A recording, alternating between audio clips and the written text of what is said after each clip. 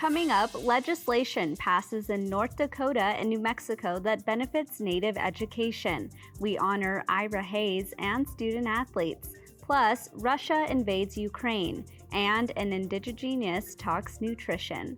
I am Aaliyah Chavez. Join us for these stories, plus headlines from the ICT Newscast. Arizona State University welcomes 3,500 Indigenous students from Arizona and across the nation.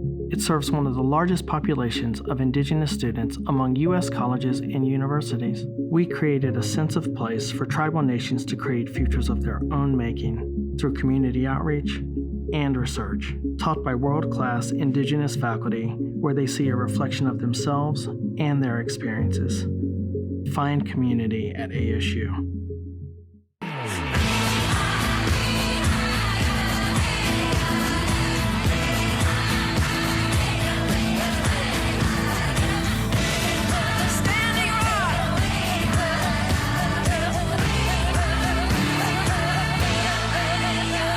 This is the ICT Newscast with Aaliyah Chavez. Ku'watsi Hopa. Thank you for joining us. The Standing Rock Sioux tribe is celebrating a major victory. On Tuesday, the U.S. Supreme Court said it will not review a lower court ruling that an environmental impact statement is required for the construction of the Dakota Access Pipeline. This means the U.S. Army Corps of Engineers is now required to prepare a comprehensive report on how DAPL will impact the environment. Chairwoman Janet Alkire reacted to the announcement, saying, "The Supreme Court's announcement demonstrates that we were correct all along. A thorough review of DAPL's impact on public health and a detailed environmental impact statement should have been prepared before DAPL went online." Alkire says her community will be most affected if an oil spill happened. She also says she scheduled a meeting on March 2nd with officials at the Army Corps to discuss her tribe's position. In Minneapolis, Minnesota, the only private university with an American Indian Studies department is offering full tuition to all Native Americans. The American Indian Recognition Full Tuition Program aims to increase the number of Native students on campus. Other public institutions have similar programs, but Augsburg's is different because Indigenous students from all over the country can apply. It is open to families with incomes under $125,000 and covers all remaining tuition and fees after federal and state aid has been used. In a statement to ICT, Jennifer Simon, who is the former director of the school's American Indian Student Services, weighed in. The full tuition program for American Indian undergraduates at Augsburg University is exactly what universities should be committed to. It is true transformational change. The program will be open to students starting in the fall of this year. Food sovereignty is an issue many tribal nations are addressing, but advocates say for Indigenous people living in urban areas, those programs don't always help. As Patty Thalohongva reports, a group of 5 people have formed a food co-op, which is a business they own together.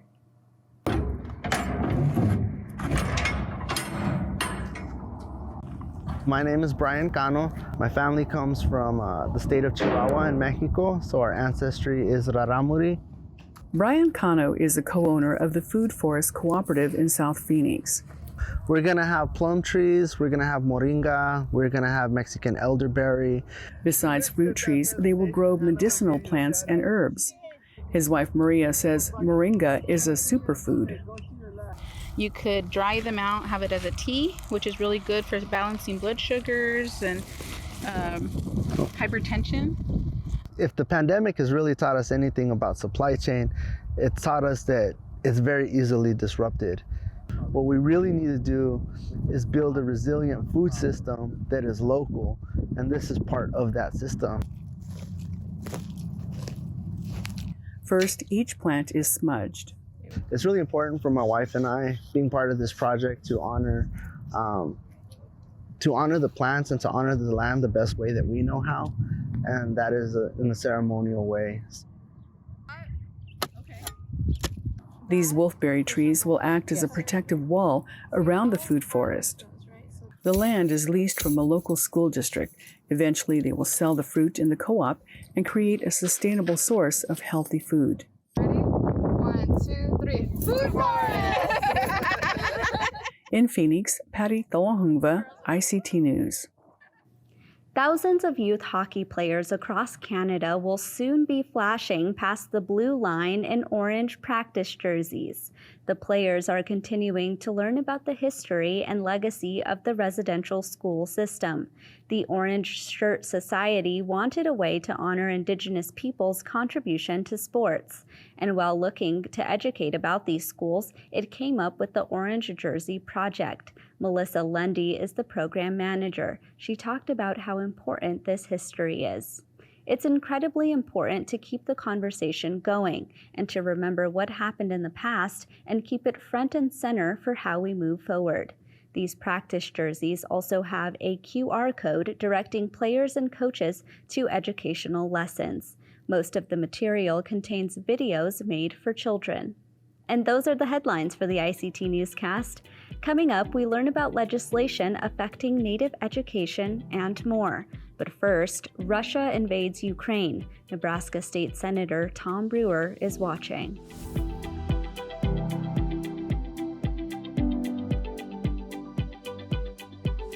After weeks of speculation, Russia invaded Ukraine on Wednesday night. The action shattered peace in Europe as world leaders condemned the attacks. Nebraska State Senator Tom Brewer gives his perspective. The retired colonel served 36 years in the Army, including in 6 tours in Afghanistan. Well, it was a coordinated attack on the part of the Russians. It was really well orchestrated from what we can tell early on. They parachuted their Spetsnaz in on the airfields to seize them, so they didn't destroy the airfields, so they had them to use. They coordinated an armor attack from 3 directions, from Russia proper, from Belarus, and then in the south from the Crimean. They orchestrated a number of airstrikes on key anti-aircraft location or anti-aircraft gun positions. And so you got to give the Russians pretty hard marks right now. They probably, if you could set out and draw up how to do it, they did it and did it well. Senator Brewer related some background of relations between the two countries. Well, understand that the relationship between the Ukrainians and the Russians are not great. I was in the Ukraine about 10 years ago, flying aircraft to Afghanistan, and had a chance to spend some time with the Ukrainians, and they expressed how in history, if you go back clear to the beginning of the Soviet Union, but also during World War II, Ukrainian battalions were sent first into some of the most difficult battles and mostly were used for cannon fodder. And they never forgave the Russians for how they treated them. So when the Soviet Union broke up, there was always tension there. So you need to kind of have that as a backdrop. That combined with the fact that really the Ukrainians have done nothing to provoke this, because the area that's in question, the Donbass area, that is where during the time of Stalin, they implanted Russian speakers and Russians there. And the idea was to kind of blend them in and gradually take over parts of the Ukraine. And it didn't work. They weren't well accepted. And that's why that fighting has been going on in that region. But it's been kind of a back and forth, and it hasn't been pretty. I mean, they've killed, I think, around 14,000 people in that little excursion they have there. But it was thought that if they came, they would come and just forcefully take that region. They also looked at maybe, keep in mind, after the Olympics, almost identical timing in 2014, they took the Crimean. And they thought maybe they would try and take the land between the Donbass and down to the Crimean as a land bridge to get to that deep water port. But I think their decision was just take the whole thing. What about Indigenous people in Ukraine? That is going to be a very difficult situation for them, because they're not treated fairly in the first place. So when times get tough, and say there's limited resources, I would expect that they will have to deal with some very hard times. They have cultural issues over there that are hard for us to comprehend, because in many ways they they think like they did in the 30s and 40s. You know, we were able to have our world develop in a more positive way and how they treat minorities. That's not so true over there. They still have to deal with just day in and day out issues. Now add to that a war that takes away resources, and now you're going to even have a more difficult life beyond just being judged different. That was Nebraska State Senator Tom Brewer. This week marks the anniversary of the flag raising on Iwo Jima Island during World War II. One of those flag raisers was a man from the Gila River Indian community in Arizona. As Patty Tholahongva reports, the community still honors that man who was a reluctant hero. He's right here. He's in right here in the end. You can tell by the punch that he has carrying on his back.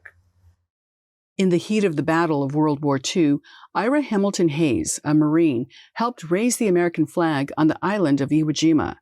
The photo turned the men into national heroes. When he was asked about the heroes and me calling him a hero, he didn't really enjoy that. After serving for 3 years, Corporal Hayes was honorably discharged on December 1st, 1945. My uncle is Ira Hayes, and he was born here on the Gila River Reservation in District 5, Bapcho. Today, you can see his image on community markers.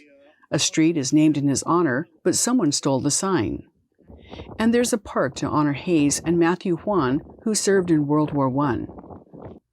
For a second year, COVID has canceled the annual event to mark the anniversary of the flag raising. Hayes died on January 24th, 1955. Ira Hayes is actually buried in Arlington. Yes. Have you ever been to his gravesite? Oh, many times. So here's the monument, Ira Hayes' headstone in Arlington, right here. Okay. And that's our adjutant, Tony, there with him. I will always hold him in high regard as, one of my relatives, and I feel blessed to be related to him. Even though he's far away, he's not.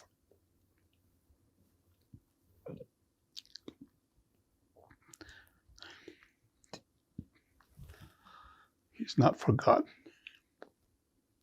No, Ira Hayes is not forgotten in this community. They're making sure of that. On the Gila River Indian community in Arizona, Patty Tholahongva, ICT News.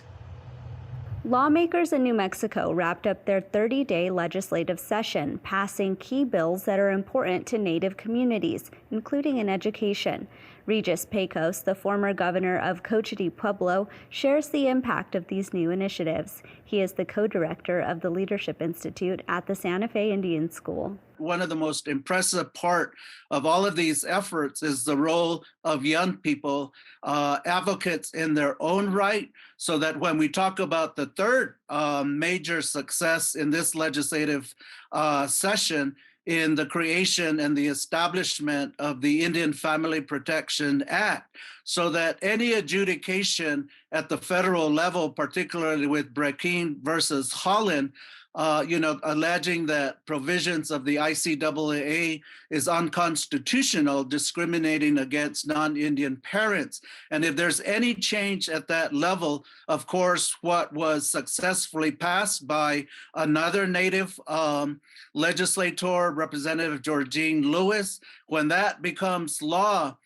even if there were changes at the federal level, it would still preserve the protections for Indian children and families to complement the 1978 Indian Child Welfare Act. So on the first missing and murdered women's legislation, creating new positions in the Attorney General's office, we were led by Senator Shannon Pinto. The House Bill 60 was led by Representative Derek Lente, another Native legislator, and of course, the third one on the Indian Family Protection Act was led by another Native American representing Georgine Lewis. That was Regis Pecos from New Mexico. In North Dakota, Ruth Buffalo is the first Native American female Democrat elected to the state legislature. During her first term, the Mandan Hidatsa and Arikara Nation citizen helped to pass an Indigenous Education for All bill and continues to advocate for missing and murdered Indigenous people. So when I first got elected into office in 2018 and the term started in 2019, I remember having a conversation with the head of the Department of Instruction, Superintendent Baszler, and I'd asked the question about how is it going with teaching Native American history? And at that time, it was at each school district's discretion. And so what we found after waiting and observing was that this was a very necessary next step to ensure that all citizens of North Dakota could benefit from knowing the history of our local Native Americans within North Dakota. So that's sort of how the bill came into existence. But again, it was a very collective effort after visiting with elders and community members. During these challenging times of COVID, we felt it was very necessary to introduce this bill to help all North Dakotans better understand the Native Americans, their neighbors. North Dakota students will now learn about historic events that impact tribes. Yes, just the basic information of the geography and the history within the land is so important. Even from the early 1950s with the Garrison Dam and the Pick-Sloan Act, flooding 94% of the Mandan, Hidatsa, and Arikara Nation's agricultural land, to White Stone Hill Massacre. There's such rich history within our lands that the average Native American does not know. And so we just hope that it will become household names and second nature for all North Dakotans to have a better understanding of these lands that we reside on currently. Special legislation addressed missing people. We had a special session in November, not too long ago, to disperse the ARPA funds. And so I had a bill introduced in my first session. I believe it's House Bill 1313, and it was to establish a missing persons database. And so throughout that process, we found that North Dakota did not have no such database period to track missing people. And so we also wanted to highlight the different demographics, including Native Americans, Indigenous, tribal affiliation. And so this database, as written into law in 2019, provides access across the different jurisdictions. So tribal jurisdictions will have access to the state-based database through the Criminal Justice Information System. However, when it passed into law in 2019, it passed into law without funding. We had a one-time fiscal note at that time of like $49,000 or so. And now fast forward to 3 years later, the dollar amount for the ask to get this database established is $300,000. And so it didn't pass in the last legislative session. And so we were able to get it passed and pushed through and done during the special session. So now that database is now in existence and functioning. Buffalo is seeking re-election and says she has more work to do. It's just trying to tackle the issue within our reach in any way that we can. And so it's definitely a comprehensive approach that is needed, and as a collective, and finding upstream solutions to make sure that we prevent further tragedies from happening. We also introduced 2 different bills focused on human trafficking and prevention for schools and for hotels. And then we also have a missing and murdered Indigenous people law enforcement training. And so again, just trying to tackle this huge problem, long-standing problem within our reach in whichever angle that we can. And so definitely want to focus more on prevention efforts and strengthening our individuals, families, and communities. That was North Dakota State Representative Ruth Buffalo. In South Dakota, 600 high school students, parents, and alumni traveled to Vermilion to honor college athletes over the weekend. ICT's Shirley Snavy has more. It is Native American Heritage Month at the University of South Dakota. John Little is Director of Native Recruitment and Alumni Relations. The Native American Heritage Day has been just a really amazing day. We've had 600 people come from across the state, from up as far as Fort Yates to as close to Sioux City and Vermilion. So it's been really awesome to just see a bunch of people come together to support Mason Archambault and honor the 11 Native athletes on campus. Mason Archambault is a guard for the Coyotes.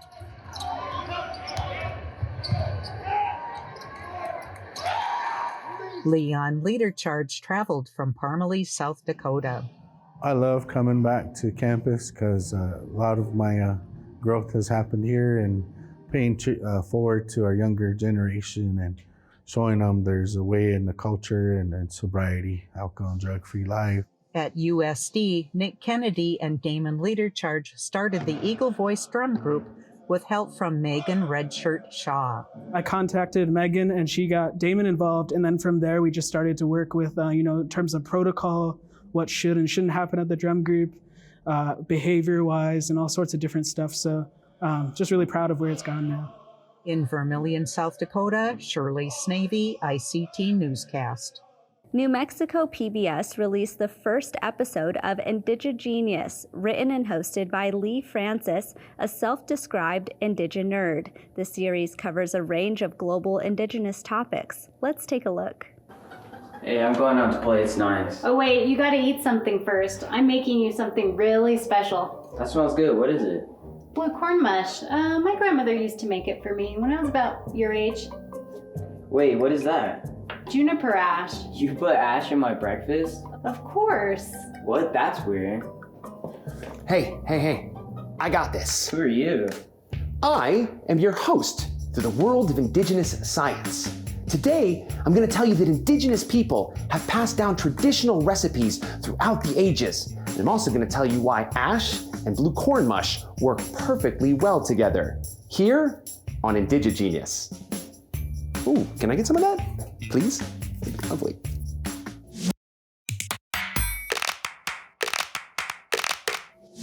When it comes to corn, indigenous people have long known the benefits.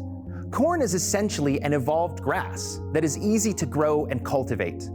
The corn seeds, or kernels, are calorie-dense and can provide much-needed energy and nutrients for the body to function throughout the day. As opposed to other grains such as wheat or barley, corn provides more bang for the buck. By the time colonists arrived in the Americas, indigenous people had cultivated numerous varieties of corn and many methods of preparing the food for consumption.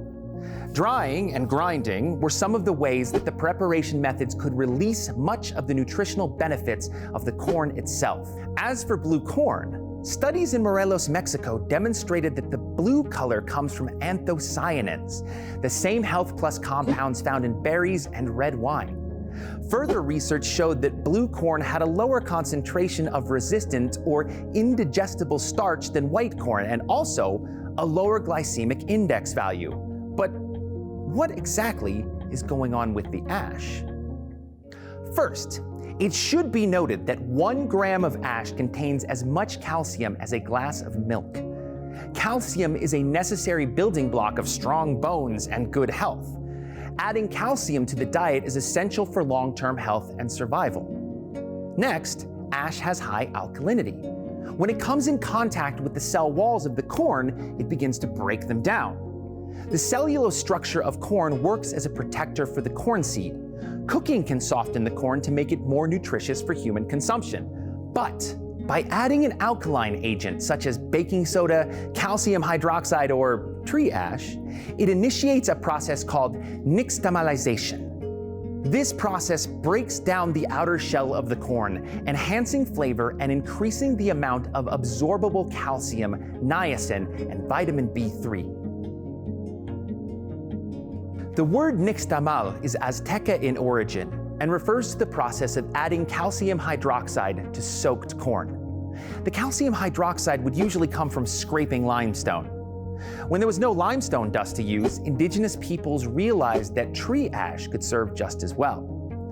Last, as a breakfast meal, the blue corn mush provides the nutrients and calories needed for a long day's work of cultivating more corn. You can think of it like baking soda. When added to a recipe in an equal amount with baking powder, an acidic substance, you create bubbles and a rising agent. Without the bubbles, you get a result that is flat and dry. Communities the world over have understood the importance of preparation and adding nutritional value to their foods, especially in the early morning hours when calories and nutrition are important to fuel the body for a hard day's work. Porridge, oatmeal, grits, mush, these have been staples for societies throughout time. And it's not just blue corn mush. Indigenous people have been aware of the benefits of traditional grains and cultivation for several millennia. But corn, though, has been such an important staple with so many health benefits that it became a cultural centerpiece and continues to be for peoples throughout the Americas. Dances, songs, stories, and cuisine revolve around this most important commodity. Growing up, atole, as many families call blue corn mush, was a wintertime treat. I remember my grandmother teaching us grandkids how to prepare the meal. The breakfast would be dense, and often she would throw in walnuts and dried fruit as a way to add more flavor and more nutrition. The sweet and soulful smell would always bring me back to her kitchen on those cold winter mornings. Realizing that this knowledge comes from a deep cultural and scientific understanding is powerful and gives insight into the brilliance of native foodways. Check out the New Mexico PBS website for more. And that's a slice of our Indigenous world. For more news, visit IndianCountryToday.com. From all of us in the newsroom, stay safe, my relatives. I am Aaliyah Chavez. Sometimes you got to take a stand, just because you know you can. Oh, you got to run, you got to run.